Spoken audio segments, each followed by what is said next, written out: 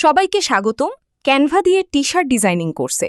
আজ আমাদের অষ্টম ক্লাস, আর আজকের ক্লাসের বিষয় হলো ক্যানভা ব্যবহার করে জিওমেট্রিক টেক্সট টি-শার্ট ডিজাইন করা। এখন ক্যানভাতে যাই এবং দেখে নিই কিভাবে আমরা এই ডিজাইনটি তৈরি করব। ক্যানভাতে আসার পর আপনারা এই ধরনের একটি ইন্টারফেস দেখতে পাবেন। এখন ক্রিয়েট আ ডিজাইন অপশনে ক্লিক করুন। এখানে অনেক ধরনের অপশন পাবেন। সার্চ বক্সে টি-শার্ট লিখে সার্চ করুন। দেখবেন প্রথমেই টি-শার্ট ডিজাইনের অপশন চলে আসবে। সেটাতে ক্লিক করলে নতুন একটি ট্যাব ওপেন হবে, যেখানে আপনি নিজের ডিজাইন তৈরি করতে পারবেন। এখন এলিমেন্ট সেকশনে যান এবং জিওমেট্রিক ব্যাকগ্রাউন্ড অথবা কালারফুল ব্যাকগ্রাউন্ড লিখে সার্চ করুন। আমরা এখানে কালারফুল ব্যাকগ্রাউন্ড ব্যবহার করব।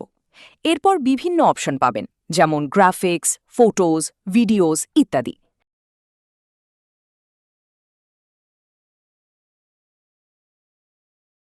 আমি ফটোজ অপশনটি বেছে নিচ্ছি।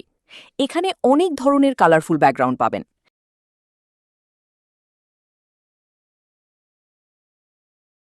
আমি এই নির্দিষ্ট ব্যাকগ্রাউন্ডটি ব্যবহার করছি। এটিকে ড্র্যাগ করে ডিজাইনের জায়গায় নিয়ে আসুন। এখন ডিজাইনটিকে একটু জুম করুন।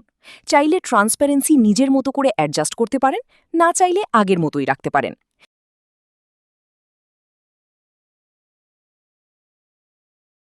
এরপর টেক্সট অপশনে যান এবং একটি টেক্সট বক্স যোগ করুন।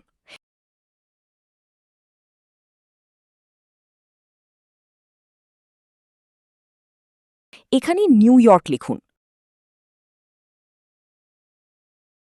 তারপর টেক্সটটিকে সিলেক্ট করে ক্যাপিটাল লেটার করে দিন।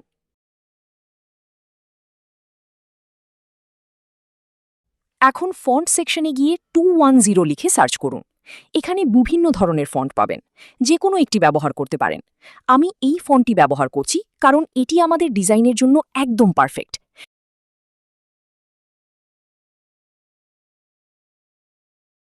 এরপর ফন্টের সাইজ বড় করুন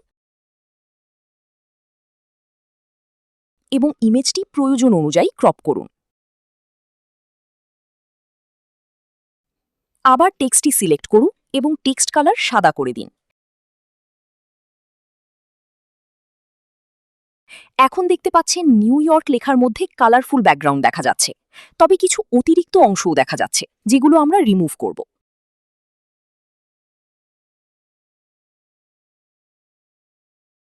এজন্য ইমেজটি বিভিন্ন দিক থেকে ক্রপ করে ঠিকঠাক করে নিন। এরপর দেখবেন সুন্দরভাবে জিওমেট্রিক টেক্সট তৈরি হয়ে গেছে।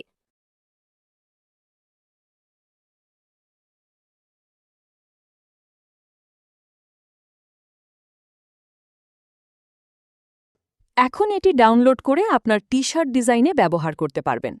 আমি পরে এটি ডাউনলোড করব। এখন আরেকটি নতুন পেজ যোগ করি এবং দ্বিতীয় পদ্ধতিটি দেখব। দ্বিতীয় পদ্ধতিটি ভিন্ন ধরনের ফন্টের জন্য ব্যবহার করা হবে। এখানে আমরা আগের 210 ফন্টের পরিবর্তে অন্য একটি ফন্ট ব্যবহার করব।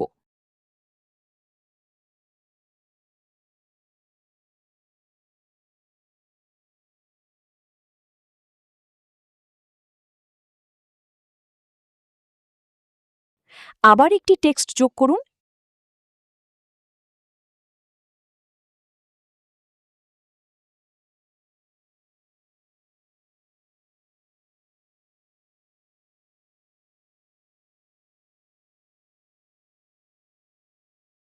এবং লন্ডন লিখুন।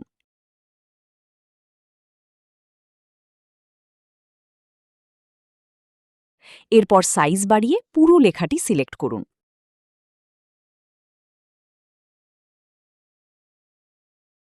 ফন্ট সেকশনে গিয়ে হ্যান্ডরাইটিং স্টাইলের একটি ফন্ট ব্যবহার করুন।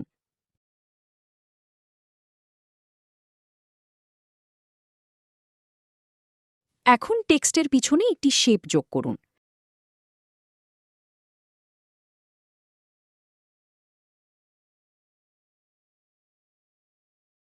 প্রথমে শেপের কালার কালো করে দিন।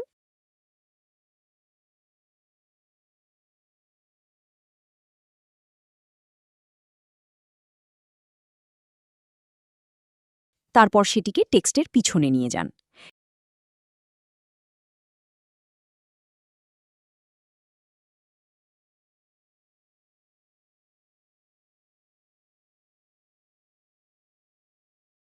এরপর টেক্সটের কালার সাদা করে দিন।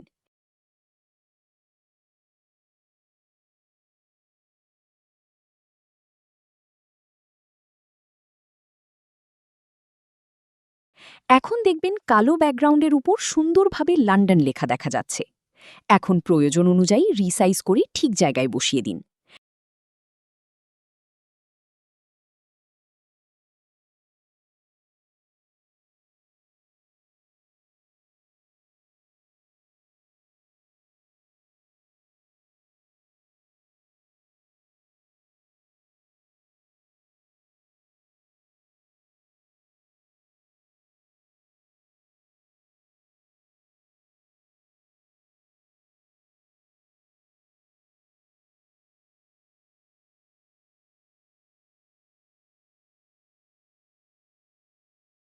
এরপর পুরো ডিজাইনটি ডাউনলোড করতে শেয়ার থেকে ডাউনলোড অপশনে যান।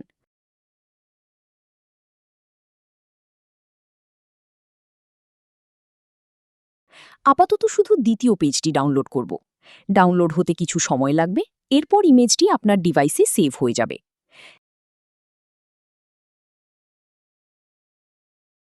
এখন আবার ক্যানভা হোমে ফিরে যান এবং নতুন একটি টি শার্ট ডিজাইন ওপেন করুন।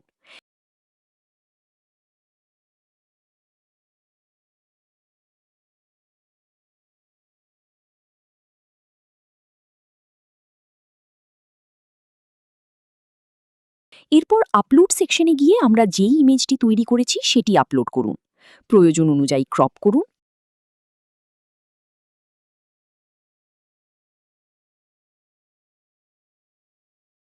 এবং এডিট ইমেজ অপশনে গিয়ে ব্যাকগ্রাউন্ড রিমুভ করে দিন।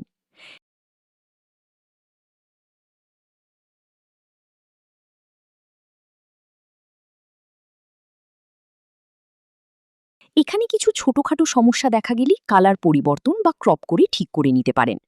এখন দেখতে পাচ্ছেন খুব সহজেই ক্যানভা ব্যবহার করে জিওমেট্রিক টেক্সট তৈরি করা যায় এবং সেটি আপনার ডিজাইনে ব্যবহার করা যায়।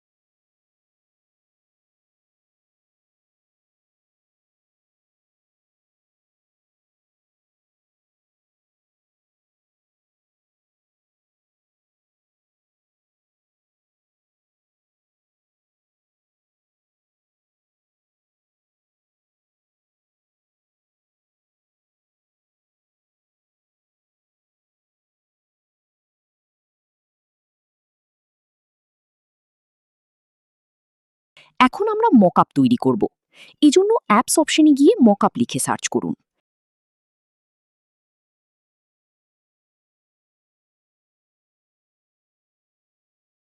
সেখানে বিভিন্ন ধরনের টি শার্ট মকআপ পাবেন। যে কোনো একটি নির্বাচন করুন।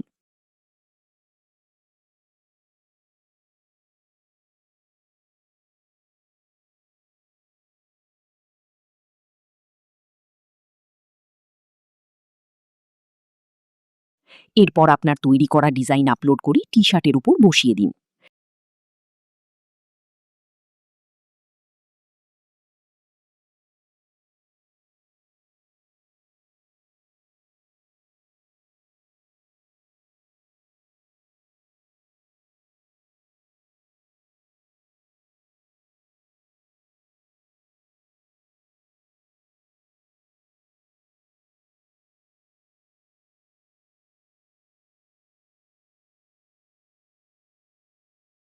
এখন আপনার ডিজাইনটি একদম প্রফেশনাল টি-শার্ট মকআপের মতো দেখাবে। সবশেষে আবার ডাউনলোড অপশনে গিয়ে জিপিজি ফরম্যাট সিলেক্ট করুন, সাইজ বাড়িয়ে দিন এবং ডাউনলোড করুন। কিছুক্ষণ পর আপনার সম্পূর্ণ ডিজাইনটি রেডি হয়ে যাবে যে কোনো জায়গায় পাবলিশ করার জন্য। আশা করি আপনারা আজকের ক্লাসটি ভালোভাবে বুঝতে পেরেছেন। যদি কোনো প্রশ্ন বা সমস্যা থাকে তাহলে অবশ্যই আমাদের জানাতে পারেন, আমরা সাহায্য করার চেষ্টা করব। সবাই ভালো থাকবেন, দেখা হবে পরের ক্লাসে।